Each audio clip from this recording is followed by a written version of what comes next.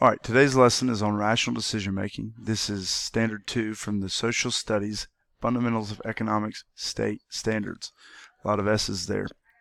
Today's student learning objectives. In this lesson, students will be able to explain that rational decisions occur when the marginal benefits of an action equal or exceed the marginal cost.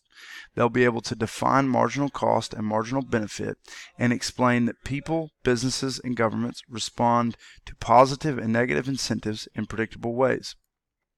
Okay, rational decision making is a step-by-step process by which someone identifies a problem and uses logical reasoning to make a well-thought-out decision. Essentially, it's using your logic to make the best decision possible. Rational decision making attempts to remove emotion and other influencers when making decisions. Rational decision making uses a cost-benefit analysis. Okay, so the question is, what is irrational decision making? Irrational decision making is when a person makes a decision that does not make sense. For example, a person goes to a private college and uses $150,000 in student loans to get a degree in a field that will pay $35,000 to $40,000 per year. This would be irrational because the person would not earn enough to ever be able to pay off their student loans. They should either go to a cheaper school if they still want to major in that field, or go get into a field or degree at that college that would provide the potential to earn more money. Example 2, a person that has an hour-long commute one way to work, yet purchases a Hummer that gets 9 miles per gallon of gas. This would be very irrational because the cost of gas would be so expensive that it would be difficult for that person to use much of their paycheck on anything other than gas. Again, a very rational decision. Example 3, skipping economics class to hang out with friends. If you skip the class, you're not going to learn the information. You're going to score poorly on your test, and it's going to make it difficult to pass the class. Okay, marginal cost and marginal benefit.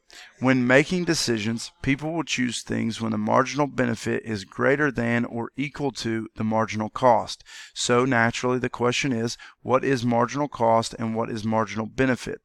Marginal means small and incremental. Marginal cost is the extra amount of effort, expense, or time that one takes when they produce or perform one more unit or action. Emphasis on one more. So let's say you've run 2 miles, yet you're thinking, should I run one more?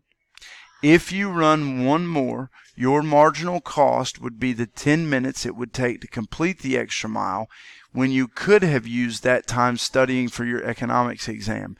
Very important. If you chose to run one more, what is it going to cost you? In this case, it would cost you 10 extra minutes that you could have used doing something else. That's your cost. Okay? So if we look at the cost of pie production, at 0 pies, if we produce 0 pies per day, it will cost us $0. There would be 0 marginal cost. If we chose to produce one more, if we chose to produce 1 pie at all, the cost would be $1. Because there was no cost prior and now we make 1 pie, it would cost us $1. $1 is our marginal cost. If we produce 2 pies, it would cost us $1.50. This would be 50 cents more than the cost to produce 1 pie. Therefore, our marginal cost is 50 cents. If we produce 3 pies, this will cost us $1.75. This would cost 25 cents more than 2 pies. Therefore, the marginal cost for 3 pies would be 25 cents. If we made 4 pies, it would cost us $2.25. This would be 50 cents more than 3 pies. Therefore, the marginal cost is 50 cents. If we produce 5 pies, it will cost us $3.50. This is $1.25 more than 4 pies. Therefore, the marginal cost is $1.25.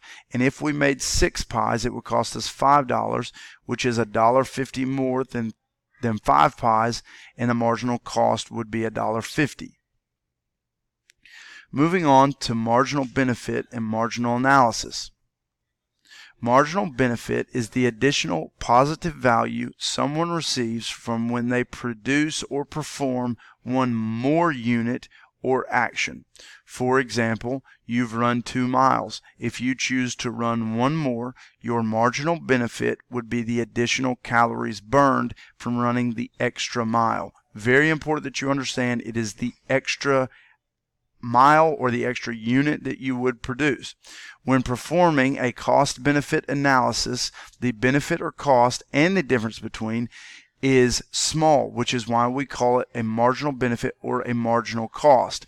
If there's a large difference between marginal cost or marginal benefit, the decision becomes easily understood and easy to make, and there's no need to do a cost-benefit analysis. That would be because your rational decision is very obvious. So if you look at the graph or the chart over on the right, whatever this item is, let's say it's pies again, okay?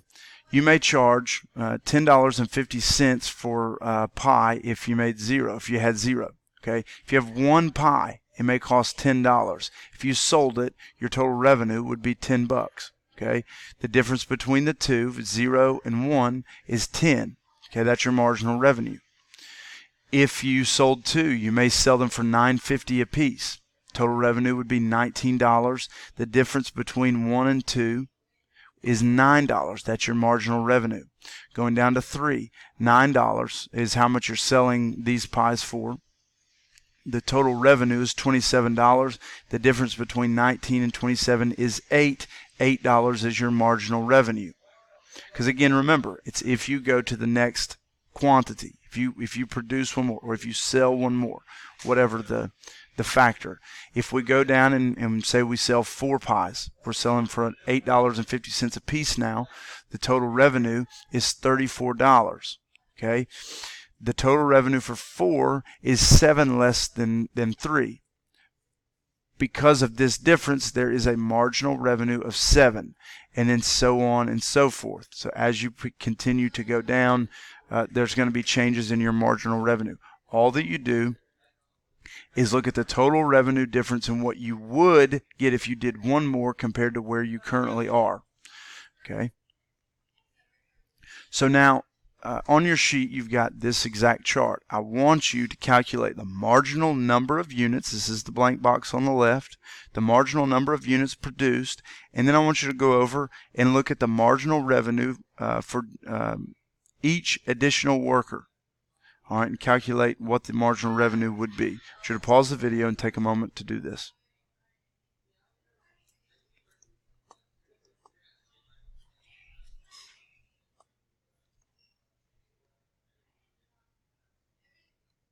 All right, now you've calculated this, and Coach Long has either talked to you or will talk to you about the information. An incentive. An incentive is something that motivates individuals, businesses, and or governments to undertake a certain action or to avoid a certain action. Very important here. Incentives cause people or businesses or governments to act in very predictable ways. If we put out an incentive, people will respond to it in certain ways. We'll get into examples. Incentives can be both positive and negative, and positive incentives will encourage certain behaviors. Very important. They encourage someone to do something. A negative incentive will discourage certain behaviors. They will get you to stop doing certain things. Examples of a positive incentive. The teacher may offer extra credit for an assignment. Offering extra points and free points, or whatever the scenario or case is going to encourage you to do extra work. This encouragement is now a positive incentive. Scholarships for good grades. They encourage you to do well in school and to learn the information. If you make good grades, you have an opportunity to get school paid for. A scholarship is a positive incentive. A reward for using a credit card. They may give you cash back if you swipe the card so many times, or you spend so much of your money in a certain place. Rewards encourage you to use credit cards. Again, the encouragement is the positive incentive. Golden tickets for good behavior. We want you to behave. How can we encourage you to behave? By giving you golden tickets. And lastly, if you win the championship, you get a bigger trophy than all the competitors that are They're fighting for this championship. The trophy is the positive incentive. Let's look at negative incentives. Speeding tickets. Speeding tickets encourage you to stop driving so fast. Therefore, speeding tickets are a negative incentive. If you are tardy, the school will give you detention. Detention is trying to encourage or discourage your tardiness. Therefore, detention is a negative incentive. You could pay a fine for not paying taxes. The government's going to force you to pay that fine, so the fine is discouraging you from not paying your taxes. If you choose to not pay your rent, you will be evicted. Therefore, eviction is a negative incentive for people to not pay their rent. And lastly, if you break the law, you will get jail time. Jail time is there to discourage people from breaking the law.